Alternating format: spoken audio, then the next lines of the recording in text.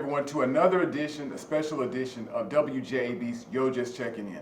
I'm your host, Marcus Sims, and of course we are powered by 90.9 WJAB, and we also want to thank WJAB-TV, and I'm happy to have with me a gentleman who has a lot of hats here on this campus, whether you call him coach, doctor, sports czar, the Rain Man even, these days, I just found out. Please welcome to WJAB's Yo Just Checking In, Alabama A&M's Athletic Director, Dr. Paul Bryant.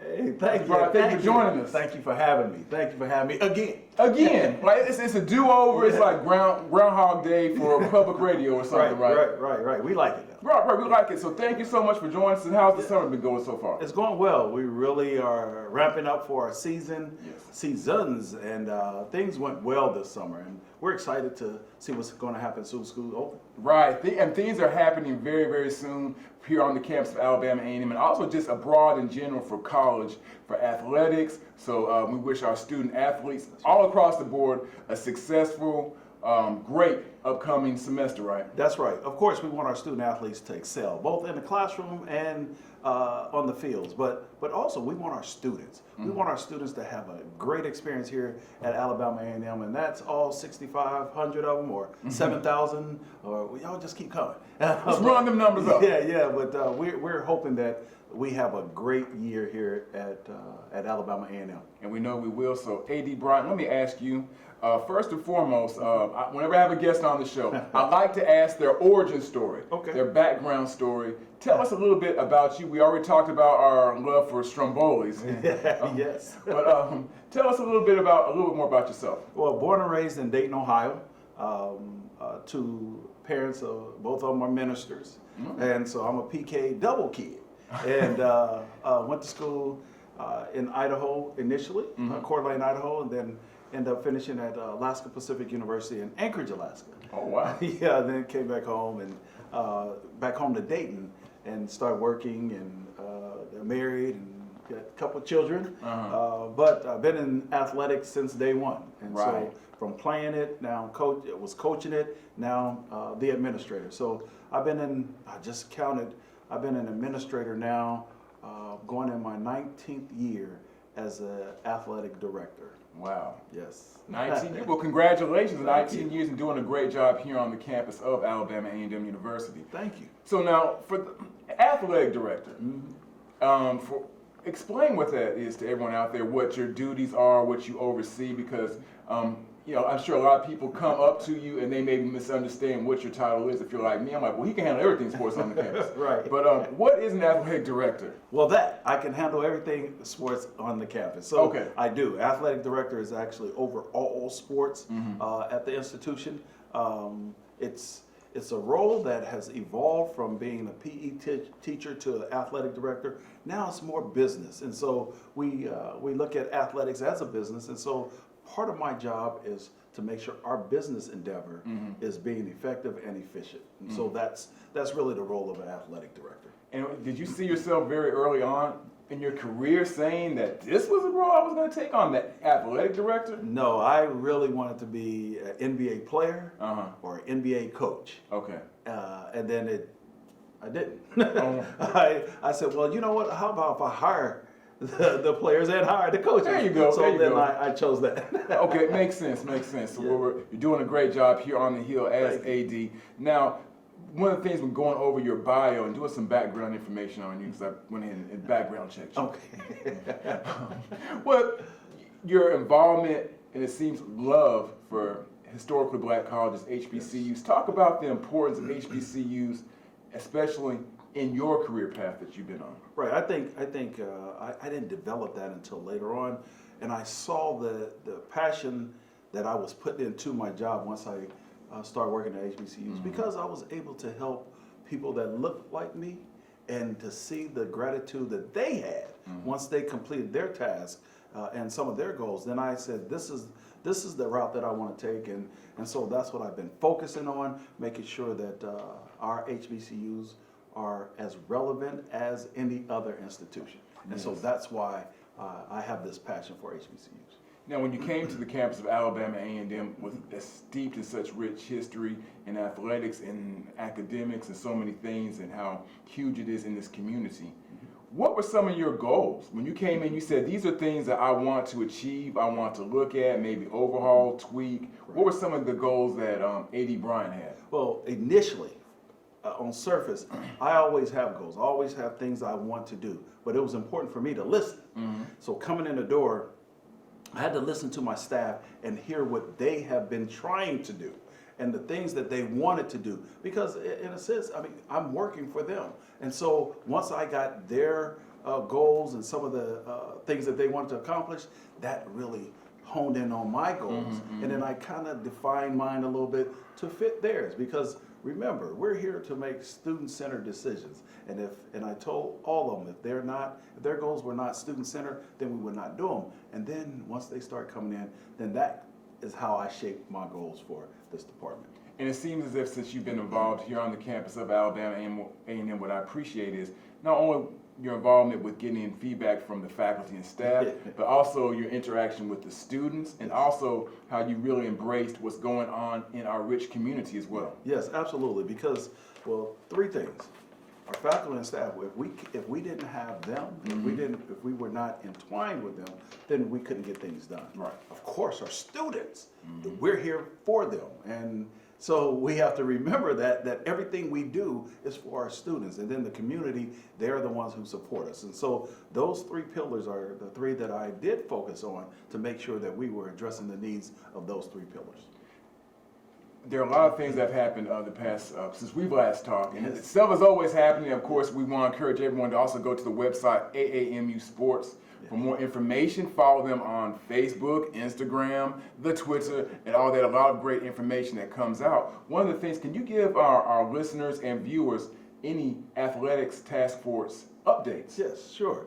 So we formulated a task force that will help us with all of our game day experiences, not just our classics, but our home games as well. So we're trying to enhance our game day experience, and by doing that, hiring these, or not hiring, but appointing these task force that we have, they will oversee all of our elements of our athletic department. And so it's great for me because then I could bounce. We have some national acclaimed people on this task force. Right. So I can bounce off ideas and they can say, well, that will work, that won't, but then also they're giving me their Rolodex. And that's important when we're trying to have a development part of our athletics department. So I am excited for our task force, and I tell you, it's going to change the game in athletics. I'm thinking for the athletics task force, not only do you get the Rolodex of names, it's important for fundraising, which we have to do on this campus, right? That's exactly right. Let's get out to the nitty gritty. That's right. That's why I say when it comes to development, that philanthropic approach as we're taking is truly going to help our athletics department as we move forward. What are some of the changes since you took over as AD that you've seen, well, maybe we've seen, but of course, what are some of the changes that you witnessed and led firsthand in our athletics department? I think the mindset. Okay. So our mindset went from, well, let's go out there and compete. Let's go out there and let's put out a team, to, no, let's go out there and win. And so we had to start with the mindset first, because if you don't believe it, if you don't have the mindset to go out there and actually know that you can win, right, or you just go out there, I'm just going to compete, then that's what's going to happen. No, we have a championship mindset, and that was the first thing that I think that has changed, is how we're going to walk like champions. Right. We're going to look like champions. We're going to talk like champions, and then we will be champions. So I think the mindset was one. Of course, the facility upgrades. There are a lot of facility upgrades that has happened over this this last 11 months. I mean, I've been here 11 months, and so it's been a lot.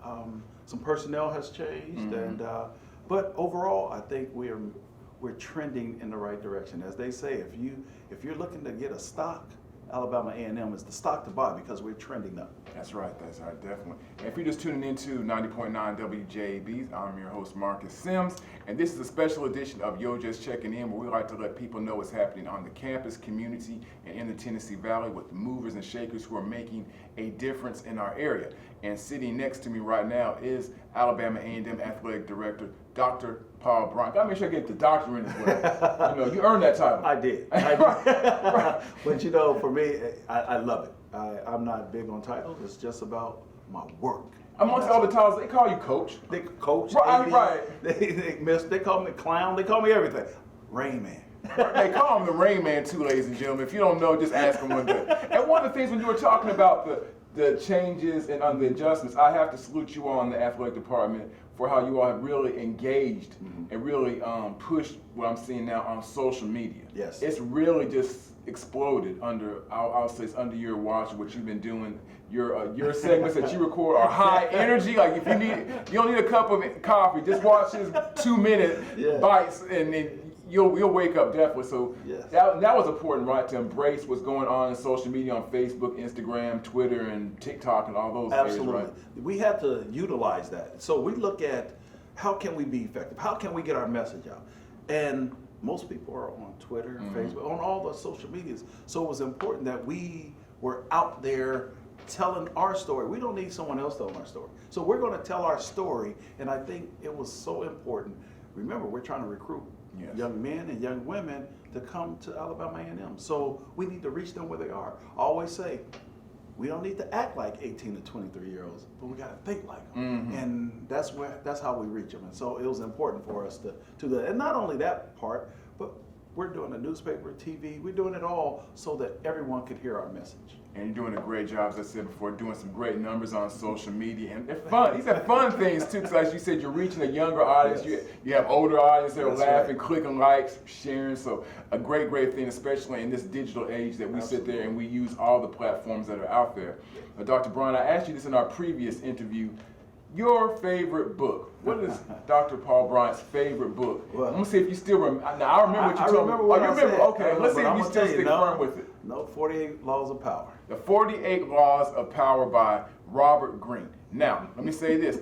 His is 48 Hours of Power. Mine is actually the 50th Law by Robert Greene, which really, real dope book if you've never read it. I mean, 48 Laws of Power is basically like this.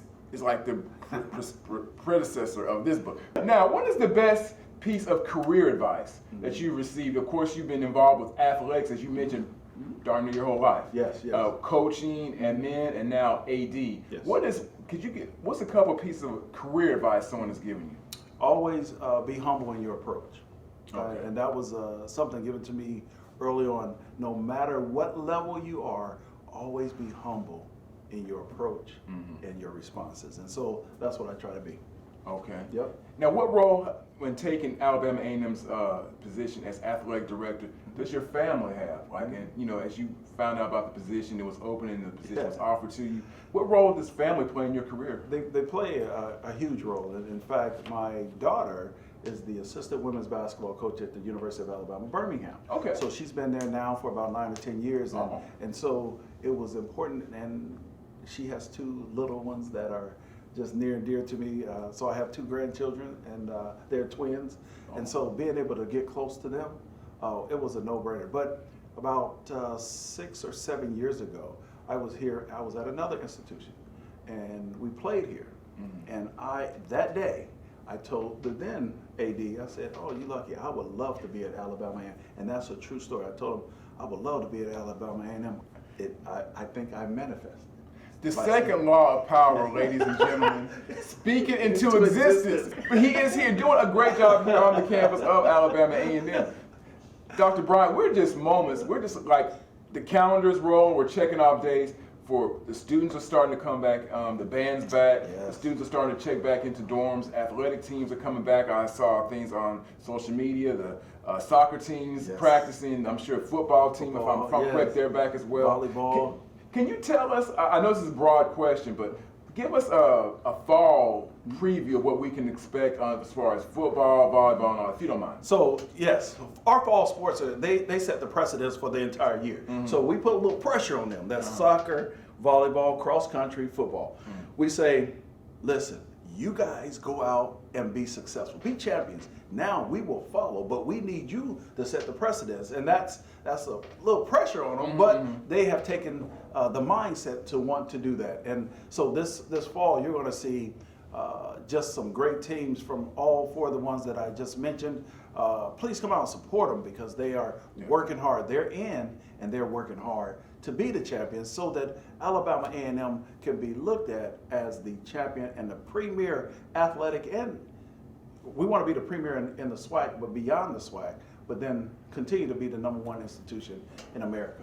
And definitely go out and support, of course, all of these sports teams when they're in action. Go to the sports website for more information about the days and times when they are on the courts or on the field or whatever doing their thing. But we, of course, encourage you also to follow all their social media platforms as well, because I think every team, which I think is so cool, has their own social media outlet. And what it does, what I found out is it gives me a little bit more of a personality thing. That's exactly also, I can kind of find out a little bit more about the players on the soccer team or the football team or cross country. So I think that's one of the cool things that social media, Instagram and TikTok and all that allow for these young athletes. It does, and we tell everybody to follow our student athletes, because they too are working hard. But what they're doing, they're working hard on their social media as well, because they want to be seen. There's this thing called NIL. And so you can get paid for the views. And so we want our student athletes to experience some of that. And they do deserve it. And then once they experience that, then we're giving them the tools to maintain it on the business side. So we're giving them some business acumen that they can use as they have these NIL deals. It's no secret, we're here in the South, and of course, football reigns supreme. Yes. But it is what it is. And of course, I was just telling an individual a few moments ago about, hey, it's preseason football coming up, right? Yes. And so we're looking forward to that. Can you talk to us about some of the special football games that Alabama A&M football has coming out? We want everyone to attend these events, get your tickets, go to the website to find out more information about getting tickets to Alabama A&M football. But talk to us about some of these upcoming special football games so folks can start booking some hotels or finding someone to stay with. Absolutely. So, of course, we have the Lewis Cruz Classic. That's September 9th. That is where we're playing Lane College. That's our first game. And so, and we have this drive for 55. Again, we're trying to sell 5,500 season tickets. So we just need you to get your season tickets. They're inexpensive. They're cheaper per month than you would spend either going to a fast food, hair done, nails done. Okay, you don't have to do all that, but you know, but get your season tickets. But then we have University of Alabama, University of Arkansas at Pine Bluff. Then the homecoming. That's against Tuskegee. And it's going to be a solid game. And I think as we move on, you're going to see we play Jackson State and Mississippi Valley State as well.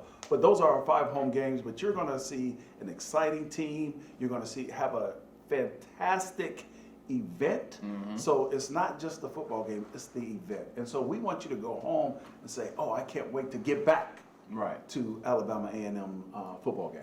And of course, it's a big thing. As always, as I've said a few times throughout the interview, check out the website for more information, because I know, A.D. Bryant, you always get a lot of questions. I can imagine if someone, they recognize you, they're going to have a question, they're going to ask about tailgate, or they're going to ask about tickets, or this type of thing. And you go to the website and the information is on there. All the information is there. It's AAMUsports.com. So make sure you do. Make sure you go there. AAMUsports.com. Now I have to ask, what message would you like to leave the alumni, faculty, staff, the fan base that are out there in the Tennessee Valley right now and watching abroad? We know that they're Bulldogs from here to Wakanda. So, so what are some what is a message or two that you'd like to leave with the Bulldog Nation? Okay. First thing I'd like to say is thank you.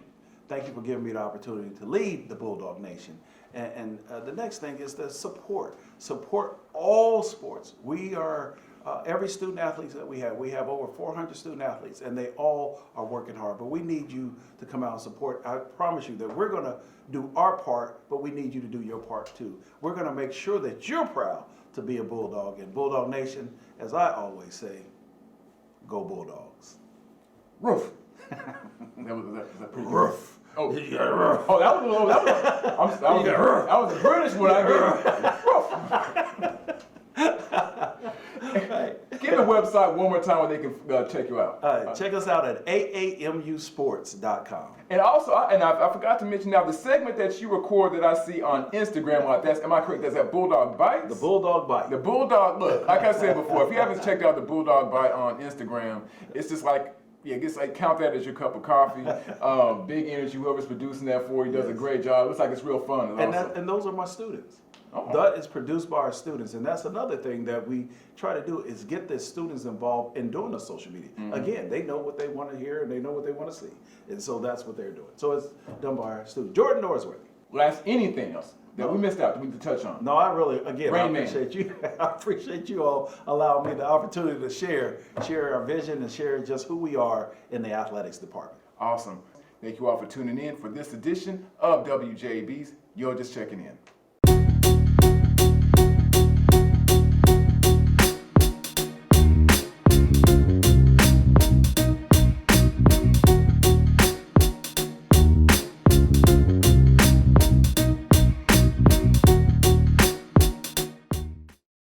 Excitement is brewing at Alabama A&M this 2023 football season. Introducing our new tailgate facilities, the Dog Houses. Experience a premium in-game tailgate experience, cheering on your Bulldogs in style, and be front and center for all the action. But don't wait, they're going fast. And we're offering season tickets. Help us drive to 55. We want to sell 5,500 season tickets. And as always, go Bulldogs!